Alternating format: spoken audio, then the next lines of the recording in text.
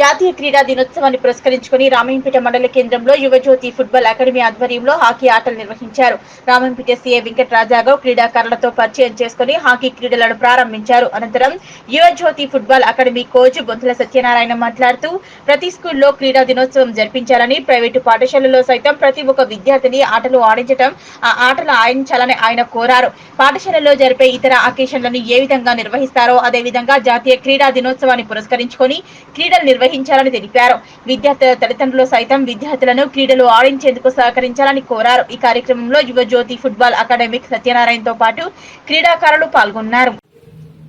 యువజ్యోతి 16వ జాతీయ క్రీడా సంబరాలు 29 ఈ రోజున ధ్యాన్ చంద్ హాకీ మాంత్రికుని యొక్క జన్మదినాన్ని జాతీయ క్రీడా దినోత్సవంగా మనము నిర్వహిస్తున్న రామాయంపేటలో 3 రోజుల క్రీడా సంబరాలు నిర్వహించాం. అందులో భాగంగా ఫుట్బాల్ రెండు రోజుల పోటీల్లో రామాయంపేట ద్వితీయ స్థానంలో మరి 12 జట్లు పాల్గొని ఈ విజయవంతం చేసిన సందర్భంగా ఈరోజు ఆయన జన్మదినాన్ని హాకీ క్రీడను అభివృద్ధి చేయుటకు మరి అవగాహన కలిగించుటకు ఈరోజు exhibition match Yuva Jyothi sports club 2 క్లబ్బులుగా ఆడాము.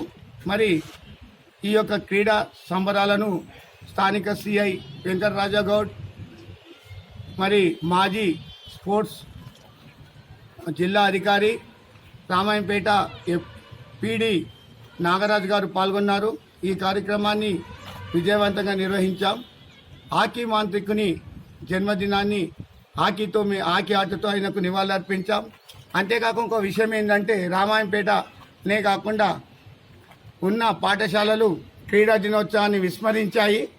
క్రీడా దినోత్సవం రోజు ప్రతి పాఠశాలలో తప్పనిసరిగా క్రీడలు నిర్వహించవలసి ఉండగా పాఠశాలలు నడిపిస్తున్నారు.